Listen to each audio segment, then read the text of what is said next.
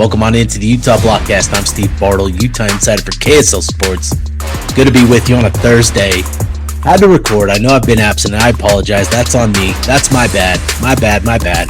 Had a lot going on here, and so appreciate everybody for sticking with it. It's Thursday, which means not only are you going to be getting this episode, but we're also going to be doing our live stream later tonight to preview the Utah-Baylor matchup, go real in-depth. Me and Josh Bennett will be back at it later tonight. So you get a little double dosage of the Utah Blockcast, which, that's never a bad thing. So on this episode, this will be a brief one, just to kind of wet the palate a little bit.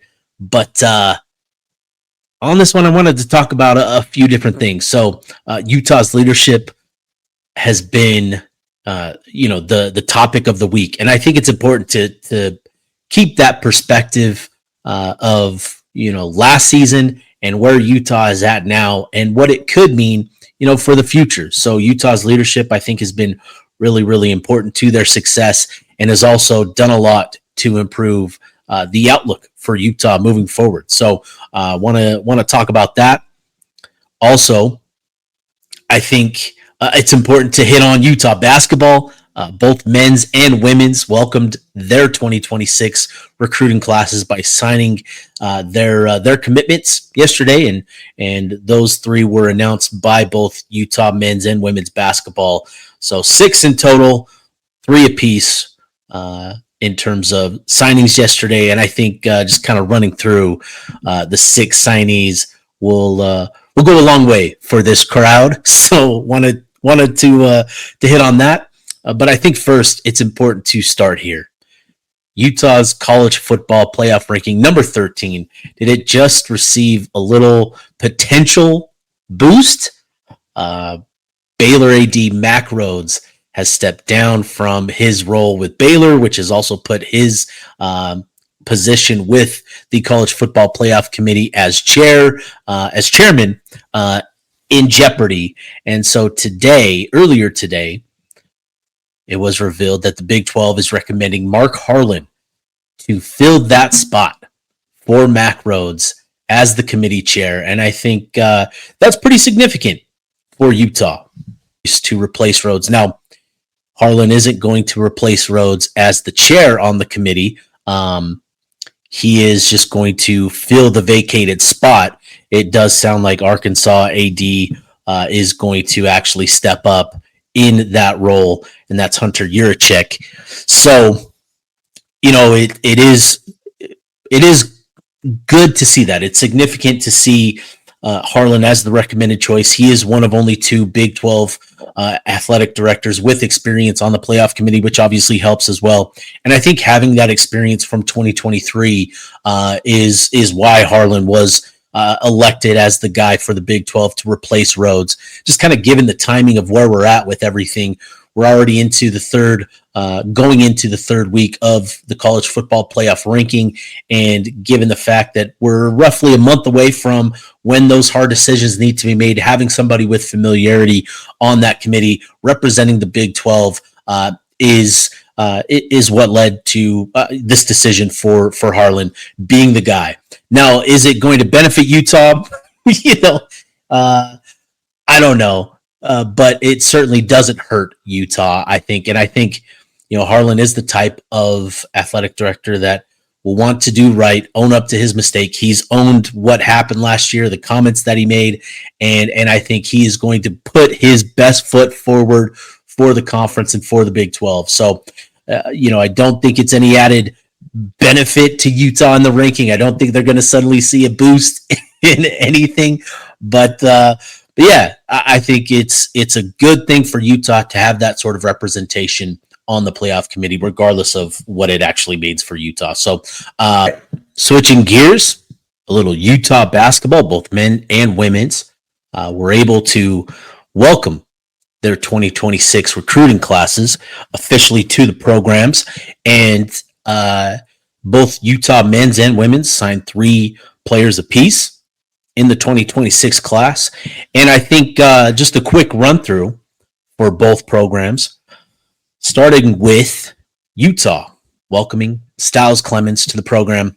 Again, a 6'2" guard, athletic, a 43-inch max vert, which I think, again, if you go through Instagram and you go through YouTube, there's plenty of commentary on Styles Clemens being having the highest max vert in NBA Combine history, if he were in the Combine.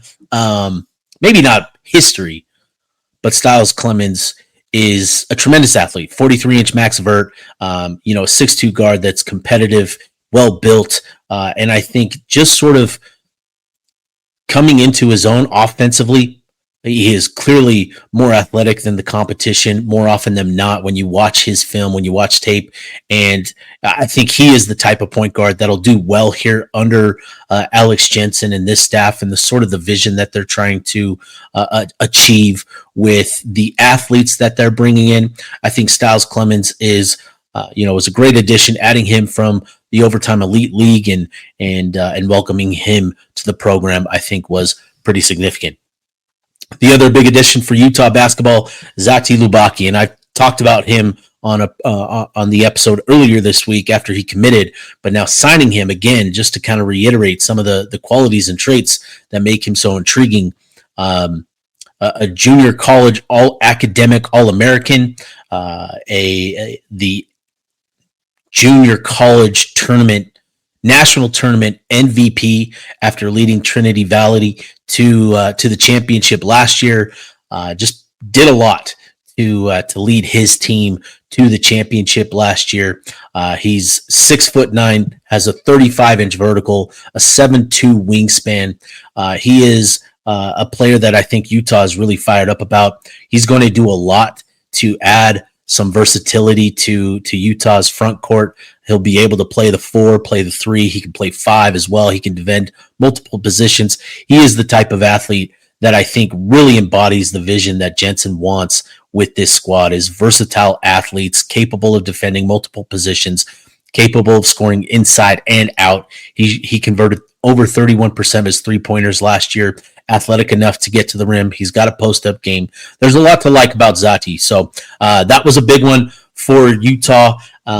Adding those two, I think, is significant. They also welcomed Simeon Sugaturaga. He is a 6'4", 200-pound athlete. He is part of the Utah Prospects program.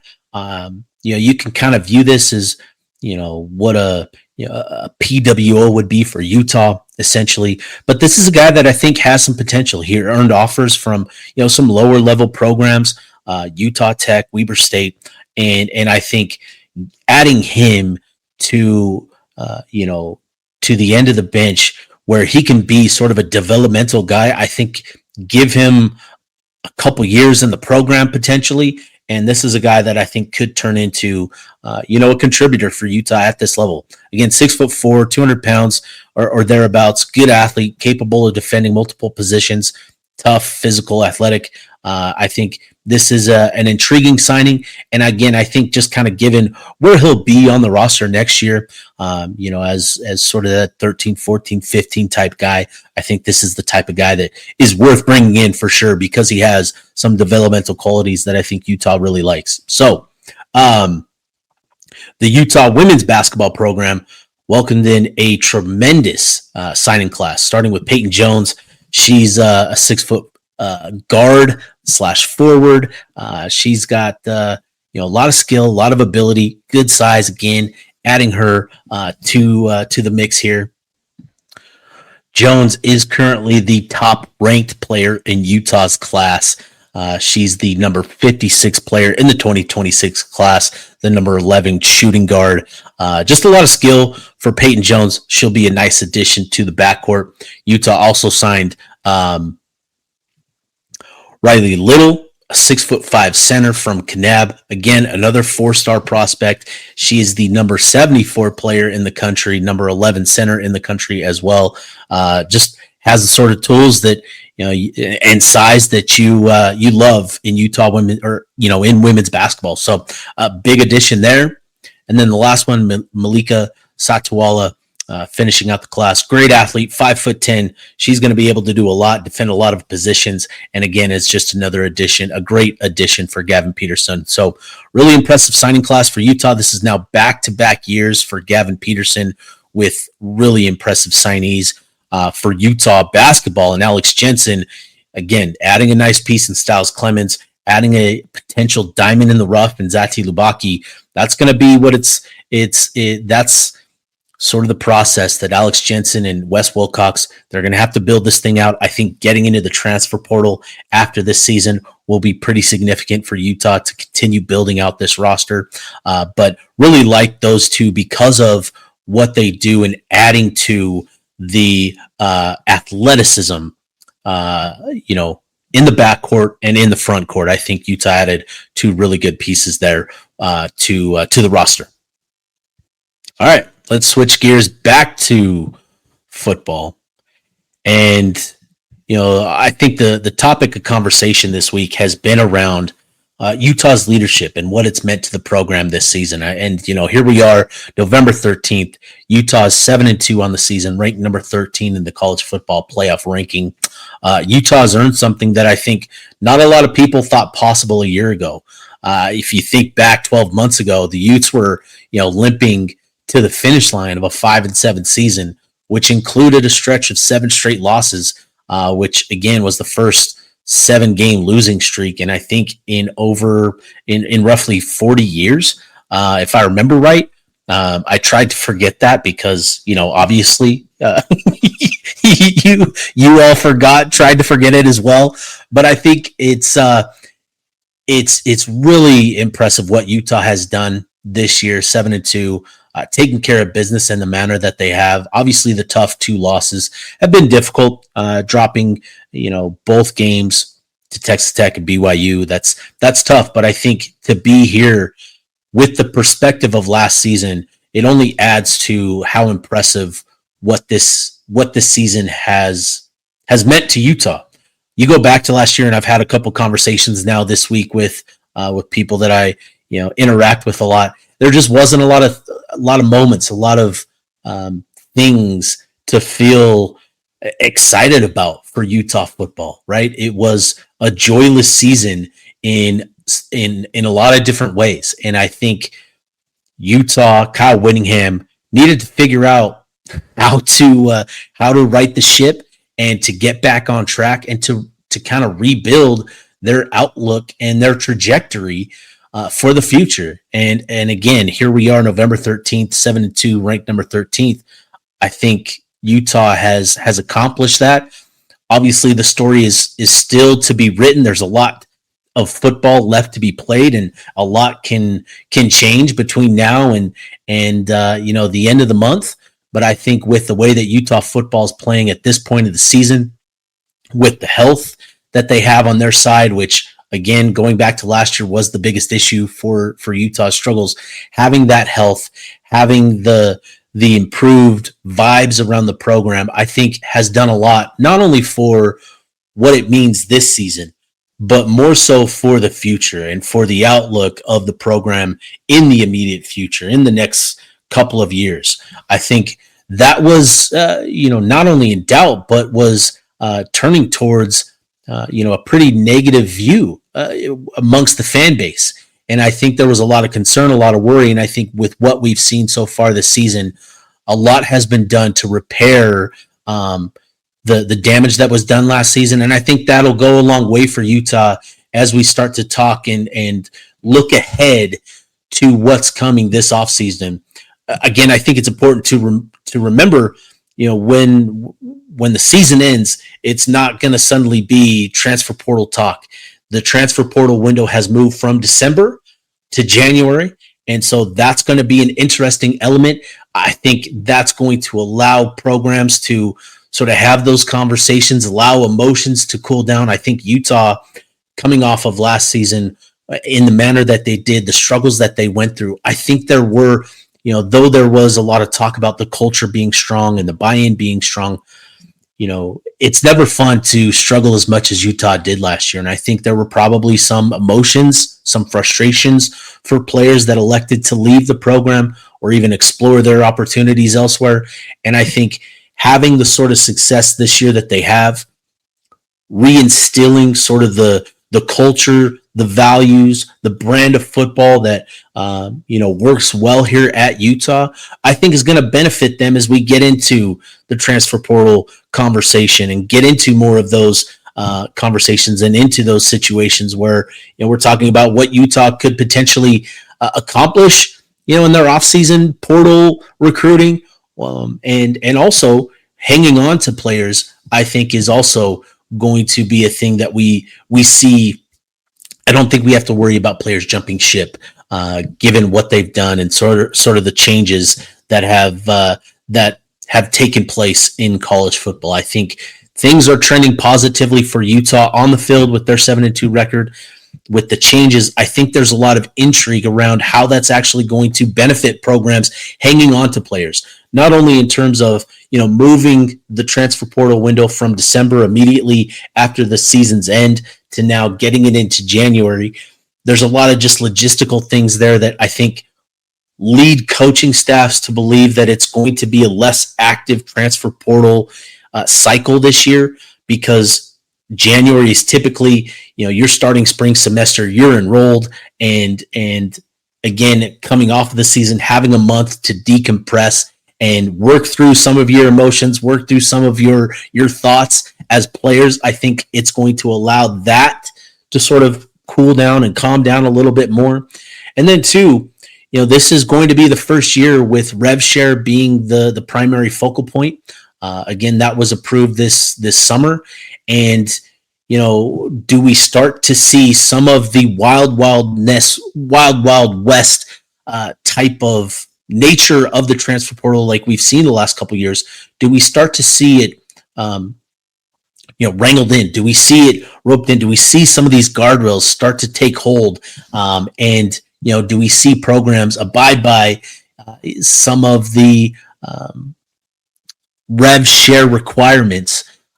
There being a cap on the amount of money. Obviously with NIL, there's going to be that sort of, that's always going to be a thing now.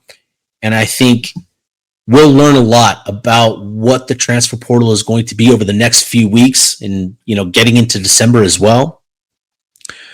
But I do think Utah is in a much better place as a program with where they're at, what they've done this season, that it's going to benefit them moving forward into that next phase of the calendar year. So I think that's been huge for Utah. It's a credit to the players. The players have done a lot to take accountability for what happened last year.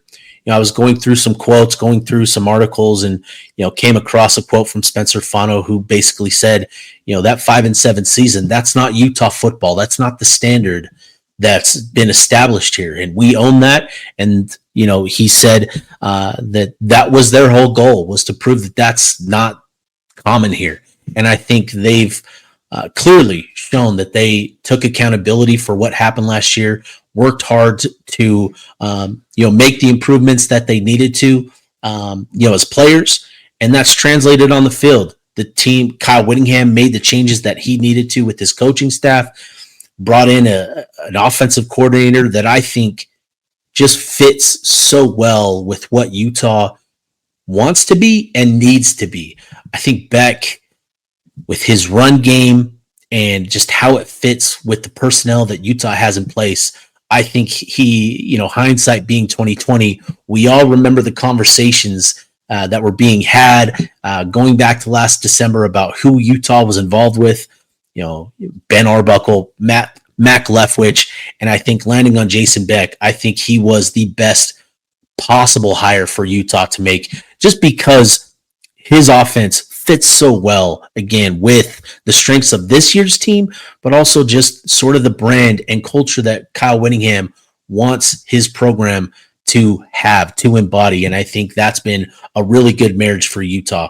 And again, getting into the player leadership, Devin Dampier, with what he was able to do all offseason. You go back and you're reading through articles during spring ball, and a lot of the talk was about Devin Dampier taking his offensive linemen out for food, pretty regularly, 2-3 times a month. And Jaron Kump talking about how much he appreciated that it just makes you want to give him that little bit more effort and desire to protect him. And I think just all of those little types of things add up over the course of time, where it really builds up, re-strengthens, reinvigorates, reinforces your culture, your family atmosphere that you worked so long to build and establish at Utah under Kyle Whittingham. I think those little moments over the course of the year really helped to reinforce it this season. So, you're seeing it in comments from players. Donovan Saunders credited the atmosphere, the culture at Utah as helping him through, the difficulty of the beginning of the year for him. He was dealing with a nagging injury through non-conference play.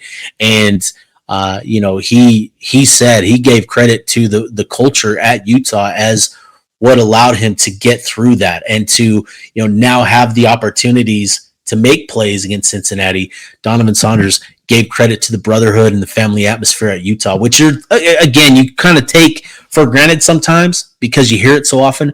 But I do think there's a lot of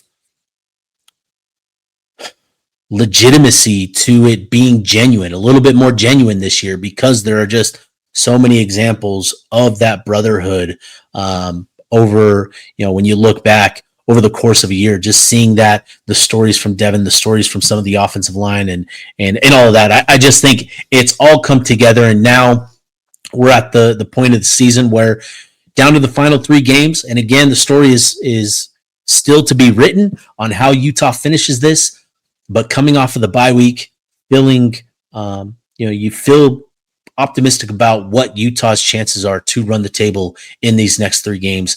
And I think, again, it just says a lot about the players taking ownership of everything, of putting in the time, putting in the effort to help Utah rebuild their brand. And I think it's just going to benefit Utah, not only this season, but for the future as well. So those are my thoughts on this episode. I'm going to wrap it up, keep it quick here. And again, we'll be back at it tonight with a live stream previewing the Utah-Baylor matchup. We'll get into the X's and O's. We'll get into the matchups, things that we like, things that we're concerned about. We'll be going live 8 p.m. tonight. YouTube, Twitter, we'll have the streams out. We'll share the links there as well. So really looking forward to that. Looking forward to interacting with everybody in the chat. Come prepared with some questions, with some thoughts, with some takes. Excited to see everybody tonight in the live stream, hear from everybody as well. So we'll be at it later tonight, and I'll press end record on this one.